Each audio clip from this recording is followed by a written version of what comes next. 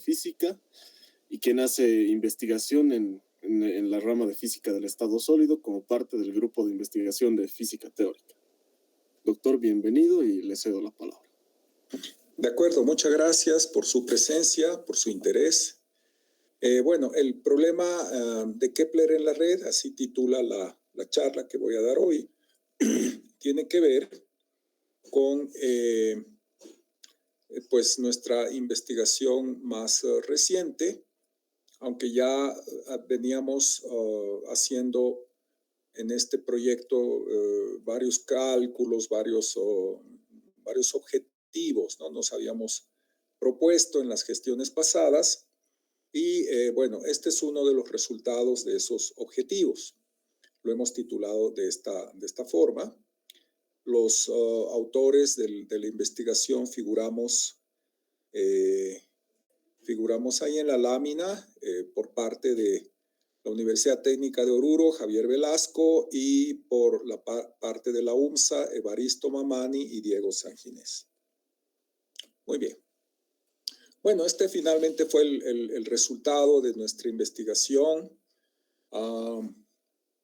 Se publicó en la Revista Mexicana de Física, pero como ustedes ven, donde estoy señalando, es la sección de enseñanza de la física. Aquí dice, ¿no? Enseñanza o educación en física. Bueno, es primera vez que publicamos un artículo en esta sección y bueno, el objetivo era más el interés de difundir resultados que obtenemos a través de técnicas que uno aprende en las materias. No es tanto una investigación de frontera que esté de moda en algún grupo de investigación grande, ¿no? Financiado. Son investigaciones que resultan de nuestra propia actividad en la docencia de la física. Yo digo medio en serio y medio en broma, en este sentido que la materia no se termina después del examen final, ¿no? Es decir, la materia continúa tanto como uno desee proseguir con los temas que a uno le han llamado la atención. Y eso da lugar muchas veces a investigaciones muy interesantes que probablemente no estaban contempladas cuando uno llevó la materia, ¿no? Entonces, esa proyección que le podemos dar al conocimiento que adquirimos en las materias también es del interés de revistas como esta que ustedes están viendo, que aceptan este tipo de artículos. Muy bien, entonces, bueno, por razones de las exigencias de las revistas, ahora nos exigen publicar en idioma inglés, a pesar de que la revista tradicionalmente siempre ha publicado en español. Pero hace unos años el idioma predominante es el idioma inglés. Esa es otra cosa a la que tenemos que acostumbrarnos poco a poco. Muy bien, entonces, bueno, ustedes seguramente tienen la información. Aquí está el DOI, lo estoy señalando en la parte inferior. Entonces, con esa información, una vez que vean la grabación de esta charla, pues pueden entrar y ver el artículo completo, ¿no? Muy bien, entonces yo les voy a ir contando la historia. ¿Cómo comenzamos el problema? Bueno, un problema en física generalmente se define a través de su hamiltoniano. Cuando uno escribe el hamiltoniano, entonces uno sabe de qué está hablando y puede, a través de esa expresión, aunque parezca muy matemática, uno puede entender de qué se trata el problema, de qué vamos a hablar. Entonces, este es el modelo semiclásico para la red rectangular. En las primeras láminas voy a mostrar el método semiclásico. Es una mezcla de resultados cuánticos con métodos de la mecánica clásica, estrictamente del formalismo hamiltoniano que uno aprende en la materia de mecánica clásica, pero con un hamiltoniano, una función hamiltoniana en este caso, que ha sido calculada cuánticamente. Y esto es lo que uno aprende en la materia de estado sólido. Entonces, esta es una función hamiltoniana. Luego vamos a ver más adelante en la charla que en el tratamiento cuántico del problema, uno debe escribir un operador hamiltoniano. Pero esto que ustedes están viendo, esto que estoy señalando, es una función, no es un operador. Porque estamos trabajando en mecánica clásica, ¿no? Estrictamente, pero con un hamiltoniano que está inspirado en la teoría cuántica del estado sólido. Bueno, este hamiltoniano se llama, o esta función hamiltoniana se llama hamiltoniano de enlace fuerte. Usualmente se lo reconoce por ese término. Muy bien, entonces, los primeros tres términos que estoy señalando corresponden a lo que sería la energía cinética. Y este segundo término, o este último término en todo caso, corresponde a la energía potencial. Entonces, como ustedes ven, la función hamiltoniana sigue guardando esa relación intuitiva entre la energía total y pues una función que nos da las ecuaciones de movimiento, pero es básicamente la energía total. Entonces, en un sistema conservativo, donde no hay mecanismos de disipación, esta función hamiltoniana adquiere un valor constante, pero sus argumentos varían.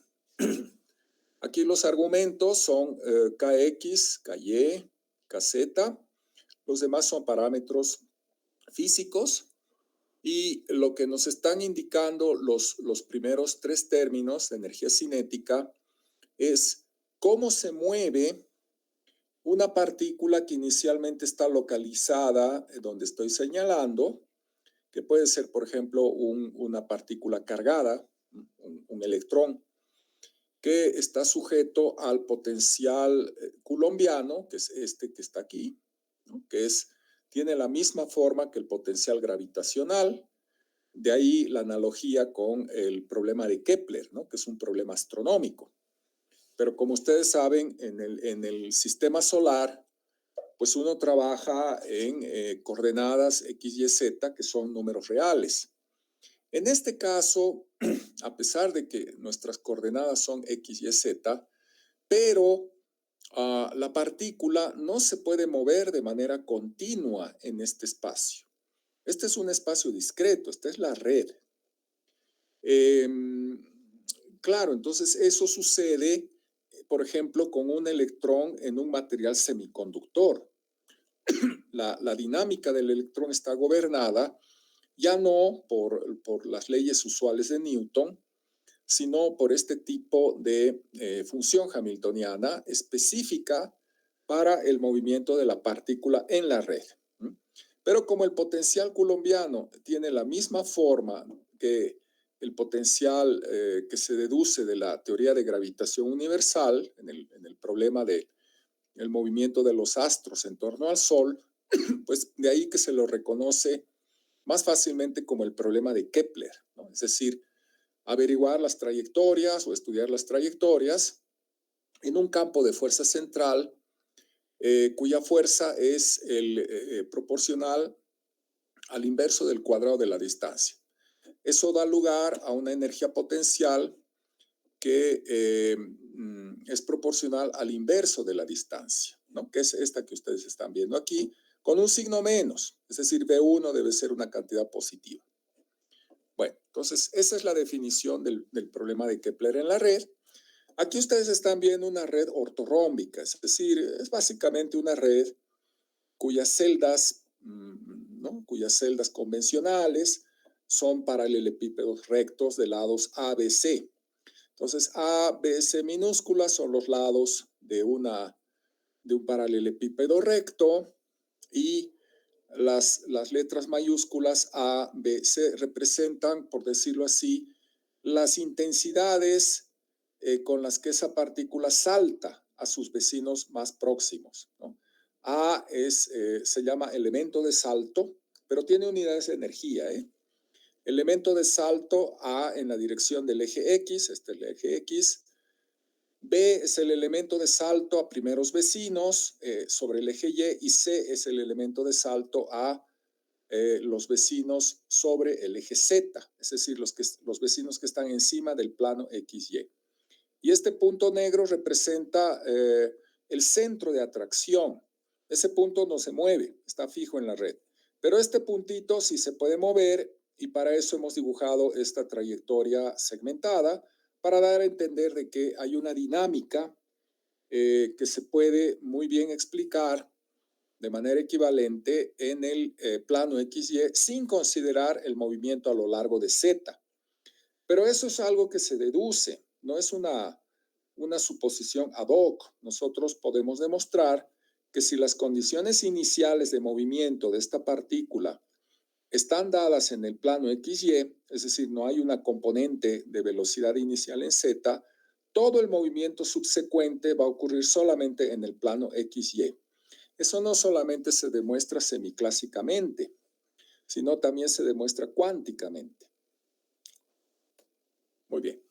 Entonces, de esa función hamiltoniana seguimos los procedimientos usuales de la mecánica clásica, en particular del llamado formalismo hamiltoniano de la mecánica clásica, y entonces deducimos las ecuaciones de movimiento, como ustedes pueden ver.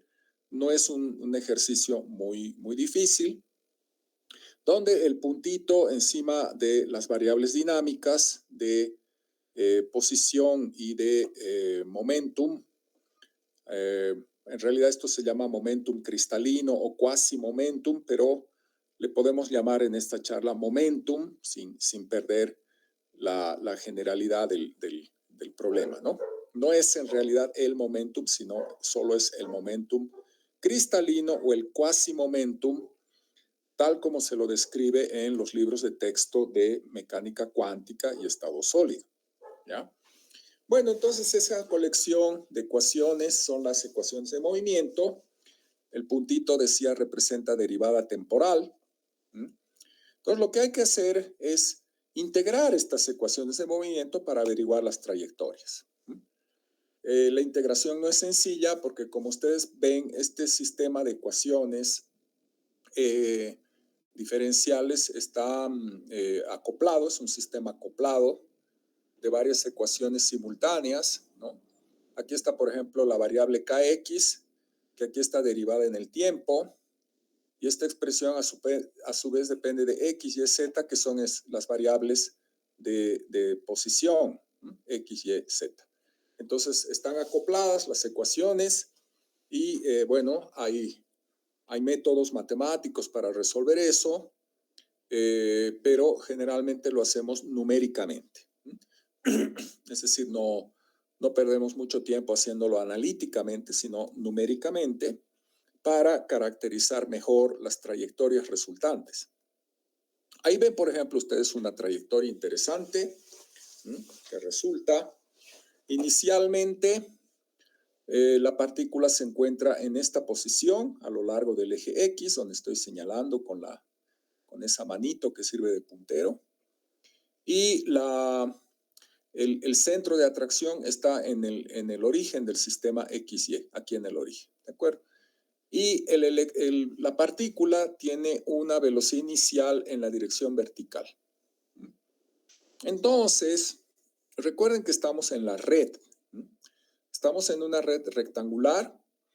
En particular, los lados de los rectángulos, que no están dibujados, por supuesto, para no confundir mucho el dibujo, la red rectangular tiene lados A por B, es decir, A es el lado horizontal, B es la altura, A es el ancho, B es la altura, pero el ancho lo hemos elegido que sea 20 veces B, 20 veces la altura. Entonces, ¿qué consecuencias tiene eso? Eso tiene como consecuencia de que la partícula se va a mover en la dirección vertical porque es más fácil que salte entre sitios vecinos que están más próximos. En este caso, en la dirección vertical, los sitios vecinos o los llamados primeros vecinos están separados por una distancia b. Pero en la dirección del eje X, la distancia a esos sitios vecinos es 20 veces la distancia a lo largo del eje Y. Por lo tanto, es mucho más difícil para la partícula saltar en la dirección horizontal que en la dirección vertical. Y entonces el movimiento resultante es vertical. Lo estoy repasando con el puntero. Y ustedes ven ahí una línea continua que se superpone a sí misma, ¿no? Que es esa que están viendo. Ok. Pero ahora, si hacemos tender los lados A y B a cero simultáneamente, pero manteniendo la relación de proporcionalidad, para eso he dibujado este rectángulo, donde la dimensión original del rectángulo está en color gris, pero el rectángulo se va haciendo cada vez más pequeño, va colapsando.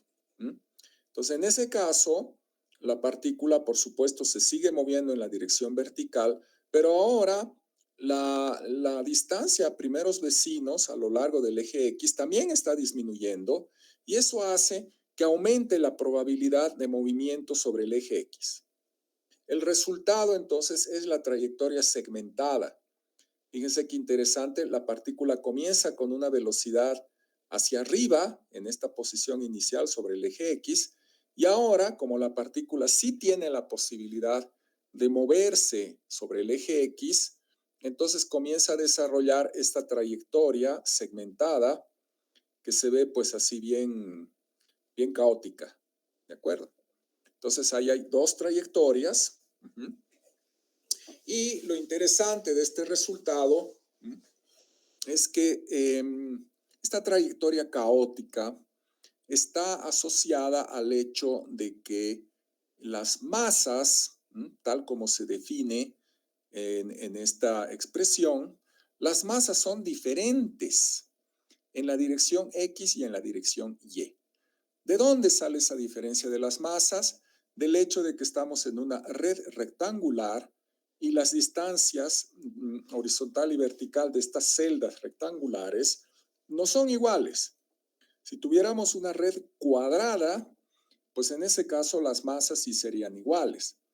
Es decir, en la física del movimiento, de una dinámica en una red rectangular, la masa está determinada por esta expresión y depende de las dimensiones de las celdas.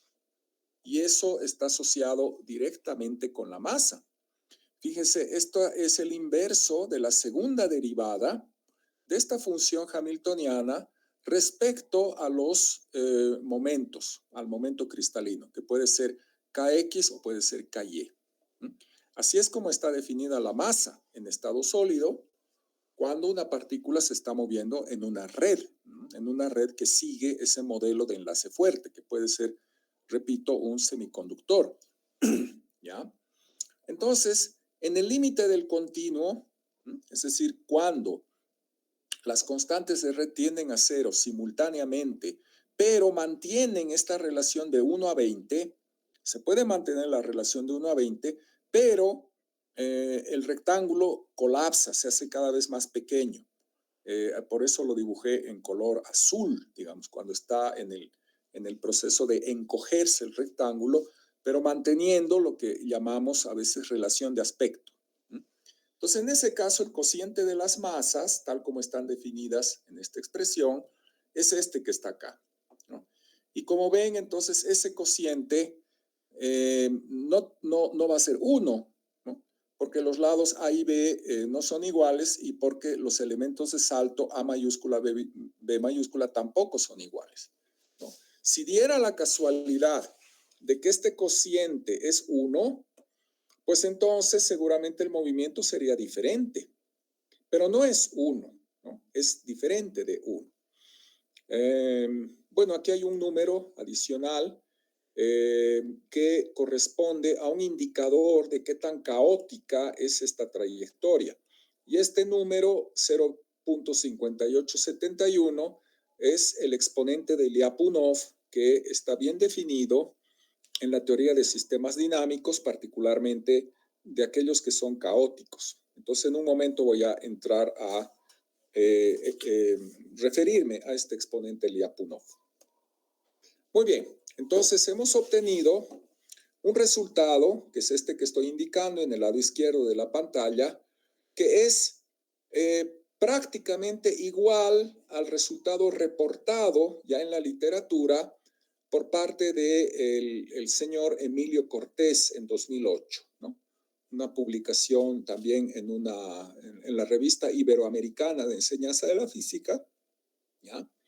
Y ustedes pueden ver, obviamente, en la publicación de Cortés, no está esta trayectoria vertical oscilante, porque en el artículo de Cortés no se considera una red rectangular, sino que de inicio el autor propone una diferencia entre las masas, ¿no? Este es el movimiento en dos dimensiones.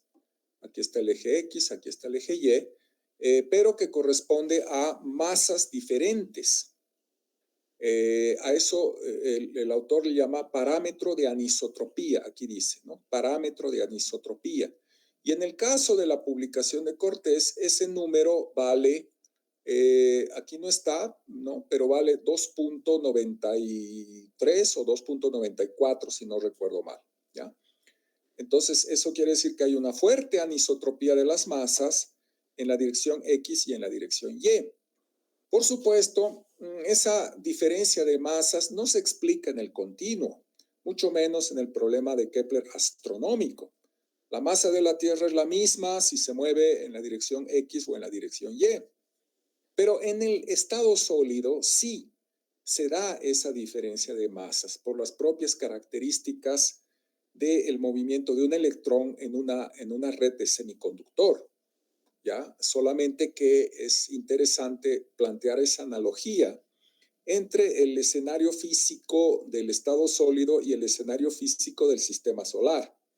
¿De acuerdo? Por eso el título es interesante. El problema de Kepler en la red nos lleva a superponer dos áreas de la física distintas, ¿no?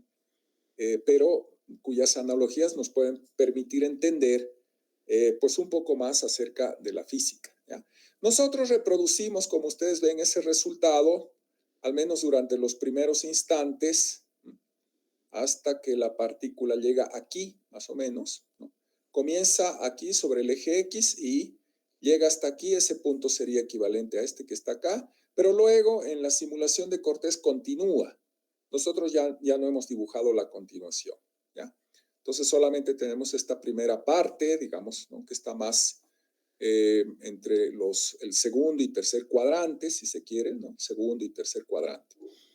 Muy bien, entonces, habiendo nosotros reproducido un resultado ya publicado en la literatura científica, pues sentimos que tenemos un poco más de confianza en los resultados que luego vamos a mostrar.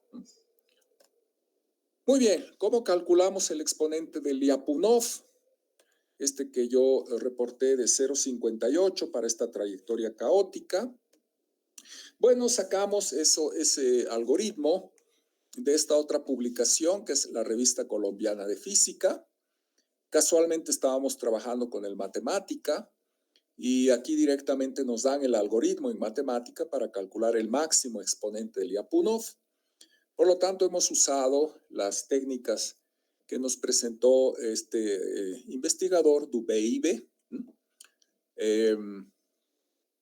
Y bueno, estamos en el contexto, recuerden, de la pedagogía o educación de las ciencias físicas, ¿no? Entonces nos interesa conectarnos con tópicos que tratan otros autores en estas revistas de enseñanza de la física.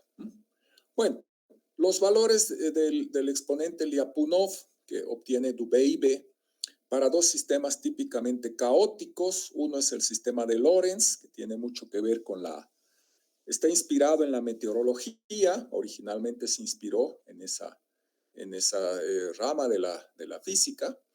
Es 1.50, otro es el llamado sistema de Rosler o ecuaciones de Rosler, que es 9 centésimos, ¿no? Entonces esto nos da una idea de más o menos los órdenes de magnitud del exponente Lyapunov para sistemas caóticos. Nosotros vamos a obtener también exponentes Lyapunov aplicando esta técnica a los movimientos que obtenemos para el problema de Kepler en la red. Entonces recuerden que para dos típicos sistemas caóticos, uno es 1.5 y otro es bastante menor, es de 9 centésimos, ¿no? Pero si los tenemos en mente, pues vamos a poder comparar también nuestros resultados con estos ya reportados en la literatura. Por ejemplo, si reproducimos estas condiciones iniciales, las que tenemos acá, pero no para una red rectangular, sino para una red cuadrada, fíjense lo que obtenemos tan interesante. Obtenemos la trayectoria continua, la línea sólida, a la que le llamamos cuasi elipse. No es exactamente una elipse porque no se cierra, ¿no? Entonces aquí comienzan a aparecer las trayectorias conocidas del problema de Kepler, pero estas son cuasi, ¿no? Las cuasi elipse, la cuasi circunferencia, la cuasi parábola, la cuasi hipérbola. ¿Por qué? Porque estamos en la red. Recuerden ustedes que estamos en la red.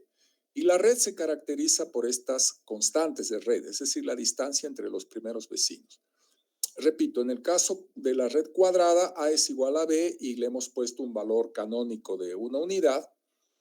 Y cuando ese valor de la constante de red lo disminuimos hasta un milésimo, fíjense qué interesante, la trayectoria de la cuasi elipse se transforma en la trayectoria segmentada, que se repite sobre sí misma y es ya prácticamente, digamos, una elipse perfecta. Es una órbita estacionaria, se repite sin ninguna variación. Y eso era lo que esperábamos para el movimiento de una partícula en un campo de fuerza central en el espacio continuo, o sea, en el verdadero problema de Kepler, ¿no? En el sistema solar. Es como si en este punto inicial que estoy señalando tuviésemos un satélite, ¿no? que tiene una velocidad horizontal inicial y este punto negro es el centro de atracción, que puede ser la Tierra para un satélite o puede ser el Sol para el caso de la Tierra, ¿no? Considerando la Tierra como un satélite del Sol, digamos. Entonces, la trayectoria es exactamente la elipse que esperábamos, ¿no? Pero eso es en el límite del continuo. Aquí numéricamente se entiende que el límite del continuo lo hemos obtenido haciendo que la constante de red valga un milésimo, comparado con la unidad, que es lo que nos produce la cuasi elipse. Esa cuasi elipse nos recuerda algo interesante. Ahí está, voy a regresar a la anterior lámina en un momento. Nos recuerda la precesión del perihelio de Mercurio. La precesión del perihelio de Mercurio. Este gráfico en el cuadrado rojo lo descargué del internet y se debe, en el caso clásico, a que las fuerzas no son centrales. Es decir, esta esferita amarilla es el Sol, ahí tenemos el movimiento de Mercurio, pero por ahí cerca están Venus y la Tierra. Entonces, la fuerza de gravitación no es puramente la fuerza del Sol. En el problema relativista, no se olviden que esta frase de la precesión del perihelio de Mercurio también fue explicada de manera relativista por Albert Einstein aplicando las ecuaciones de la relatividad general, tomando en cuenta la curvatura del espacio-tiempo que produce la masa del Sol. Y los números favorecen a la teoría de Einstein y no así a la teoría clásica de Newton, considerando la proximidad de Venus y de la Tierra. Pero la precesión del perihelio se puede explicar cualitativamente, no cuantitativamente, sino cualitativamente, solamente en el contexto newtoniano, considerando la presencia de otros astros próximos próximos al Sol, que en este caso serían, repito, Venus y la Tierra. Este otro gráfico es el que obtuvimos en el problema de Kepler en la red, que es el que estamos tratando, en una red cuadrada. pero dejando evolucionar más tiempo la trayectoria, ¿no? Esa es la trayectoria para un tiempo mayor. Y aquí muestro pues la trayectoria para un tiempo menor, ¿no? Muy bien, lo que quería mostrar en esta gráfica era que para la trayectoria sólida, o sea, la cuasi elipse, el momentum angular no se conserva. El momentum angular no es una cantidad conservada para la dinámica de una partícula en la red. ¿Por qué? Porque la conservación del momentum angular está asociada a la isotropía del espacio, es decir, a la simetría de rotación del espacio. Y una red no tiene simetría de rotación a menos que la rote 90 grados, si es que es una red cuadrada, por ejemplo. Si roto 90 grados una red cuadrada, obtengo otra red cuadrada idéntica, ¿no? Pero en el caso de una red en general, pues no hay simetría de rotación infinitesimal y por lo tanto se pierde como consecuencia una cantidad conservada que de hecho en el curso de mecánica clásica aprendemos que se conserva esa cantidad porque lo deducimos matemáticamente en pizarrón. Es decir, en el problema de Kepler en el continuo se conservan la energía y el momentum angular por el hecho de que la fuerza es central. ¿De acuerdo? Aquí uno ve en la simulación numérica que cada vez que la partícula pasa por esta posición que es el perihelio, el momentum angular varía abruptamente, ¿no?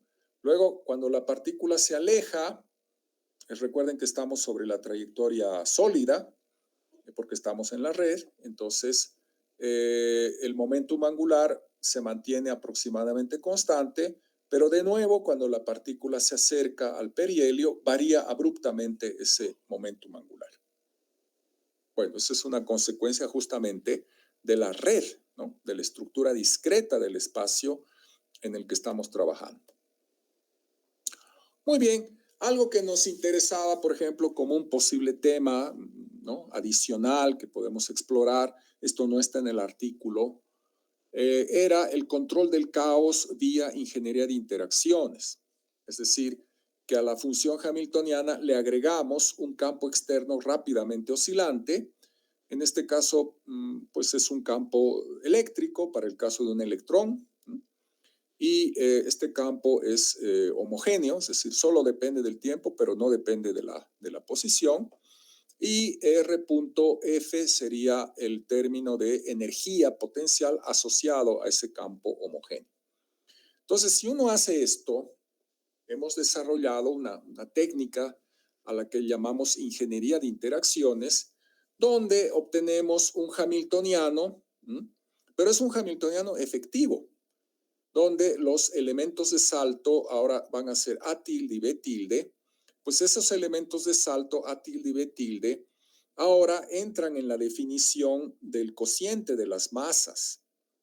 Y como estas A tilde y B tilde dependen de los parámetros de este campo externo, eventualmente podemos elegir, por ejemplo, la frecuencia o las amplitudes, aquí están Fx, Fy, del campo externo, de tal manera que este cociente valga la unidad. Si es así, entonces quiere decir que con la acción de un campo externo rápidamente oscilante, podemos lograr que el cociente de las masas sea 1, y eso entonces nos debe reproducir la trayectoria segmentada, que es la elipse que ya conocemos, ¿no? Recuerden que esa elipse se obtuvo para una red cuadrada en el límite del continuo, lo que quiere decir que ciertamente las masas son iguales, ¿no? Porque es el problema del movimiento de la Tierra en torno al Sol, ¿no? Entonces se debería obtener la trayectoria elíptica, ¿ya? Pero este no es un resultado, ¿no?, que hayamos obtenido aún con la técnica de ingeniería de interacciones, sino que es una tesis en curso, es un proyecto de grado en curso, para ver si se puede entonces convertir esta trayectoria caótica, ¿no?, esta trayectoria caótica, a ver si con un campo externo rápidamente oscilante podemos hacer que se convierta en esta trayectoria segmentada, que es la elipse que todos conocemos. Bueno, todo depende de los cálculos y del trabajo, obviamente, del estudiante que quiere presentar estos resultados como algo novedoso. Muy bien, entonces recordemos que en el caso de las trayectorias de Kepler, el problema de Kepler, tenemos otras trayectorias. Entonces, en todos estos casos, la partícula parte de este punto con una velocidad en la dirección vertical, comienza a moverse en la dirección vertical, y hemos clasificado las trayectorias, las hemos numerado 1, 2, 3 y 4. Entonces, fíjense que la trayectoria 1 corresponde a una energía 0, que es 0, ¿no? De acuerdo a estas expresiones matemáticas. Evaluamos la energía inicial 0 con esta, digamos, esto es el equivalente, por decirlo así, de la velocidad inicial. No es exactamente la velocidad inicial, pero sí es proporcional. De alguna manera, o sea, a través de la función seno, ¿no? Pero en este momento no tiene mucho sentido explicarlo. Entonces, si esa velocidad inicial en la dirección de Y es esta que está aquí, obtenemos esta trayectoria a la que le llamamos cuasi parábola. No es exactamente una parábola, porque recuerden que estamos en la red. Entonces le llamamos cuasi parábola. La 2, que corresponde a esta trayectoria, tiene una velocidad inicial menor y eso corresponde a una energía total menor, negativa, ¿no? En este caso. Eso sería una cuasi elipse. La 3, que tiene una velocidad aún menor, sería una cuasi circunferencia. Todo está de acuerdo a la teoría de Kepler que aprendemos en mecánica clásica, sería una cuasi circunferencia. Y la cuarta, esa no la estudiamos nunca en mecánica clásica y es algo que pensamos que es novedoso. La que tiene la menor de todas las energías, en lugar de reproducir otra elipse, nos da una trayectoria caótica, que es la número 4. ¿Lo ven? Entonces, en un momento vamos a caracterizar estas trayectorias a través de su exponente de Lyapunov, a fin de comprobar que la trayectoria 4 es caótica con respecto a las otras trayectorias, que son las cuasi, digamos, las cuasi cónicas, ¿no? Que aprendemos en mecánica clásica. Muy bien, aquí por ejemplo hablo de la trayectoria cuasi circular. Fíjense que he hecho la simulación en grande y luego muestro un detalle de la simulación.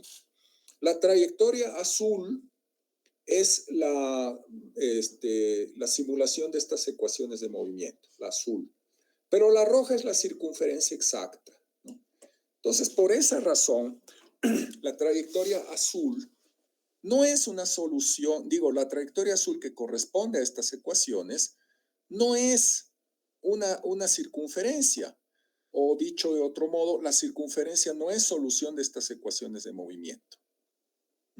Por eso le llamamos cuasi circunferencia. La circunferencia es la trayectoria roja que está aquí marcada.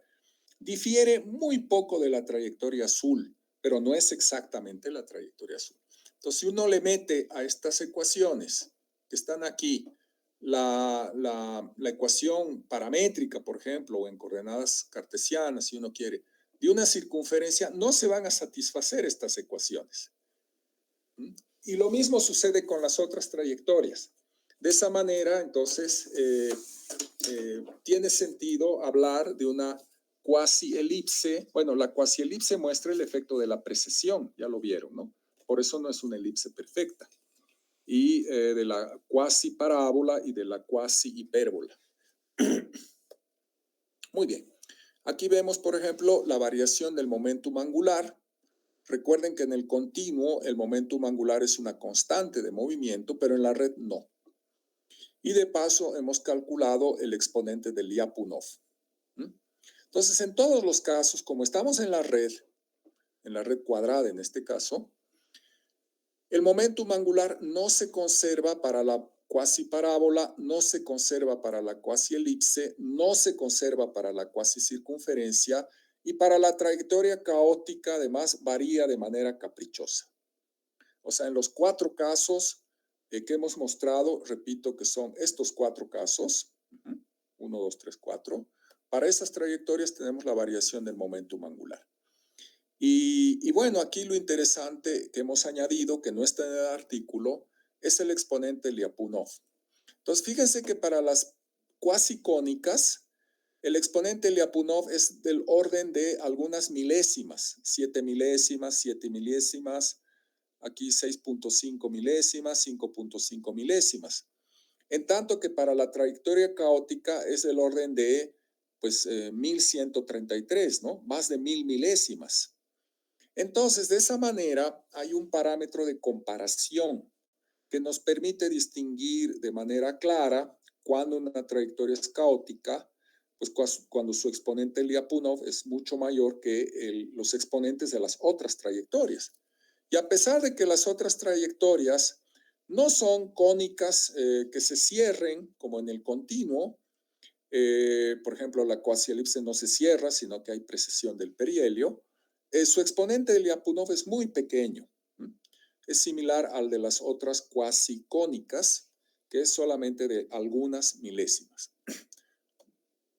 Muy bien, aquí digo lo mismo, solamente que en forma de gráfico, ¿no? En el eje vertical, en una escala arbitraria, tengo el exponente Lyapunov. El eje horizontal simplemente me sirve para ordenar las trayectorias, no tiene dimensiones. Y vean ustedes que los exponentes Lyapunov de las trayectorias caóticas, ¿no? La de Lorentz y las de Rosler son las que han sido reportadas por Dubeibe en ese artículo donde nos enseña cómo usar el exponente Lyapunov en el matemática. La de Cortés la hemos calculado, no está publicada, pero la hemos calculado. Y la de Kepler caótica es esta última esta, ¿no? De 1.133. Ya, entonces ahí tenemos 4 puntos que corresponden a trayectorias caóticas y podemos tener entonces una idea de que el exponente Lyapunov entre Rosler y Lorentz corresponde a todos los casos caóticos que podemos calcular, bueno, aproximadamente, y los demás otros valores de exponentes Lyapunov para las cónicas y cuasicónicas son tan pequeños que ni siquiera se comparan con Rosler y por lo tanto aparecen en una escala vertical todos casi sobre el valor 0 del eje vertical. Bueno, entonces con esto quiero decir que es posible caracterizar estas trayectorias con el exponente de Lyapunov. O sea, es un buen indicador de caos. Muy bien, pasemos entonces al formalismo cuántico. Ya hemos visto el formalismo semiclásico, hemos caracterizado energéticamente las órbitas, las trayectorias, las cuasicónicas. Entonces tenemos cierta confianza en que podemos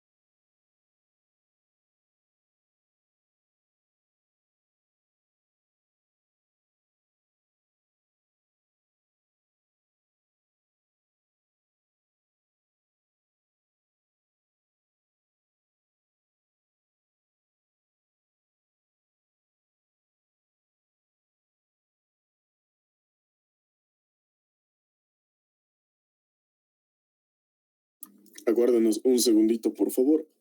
Parece que nuestro expositor tiene algunos problemas de conexión y enseguida volvemos.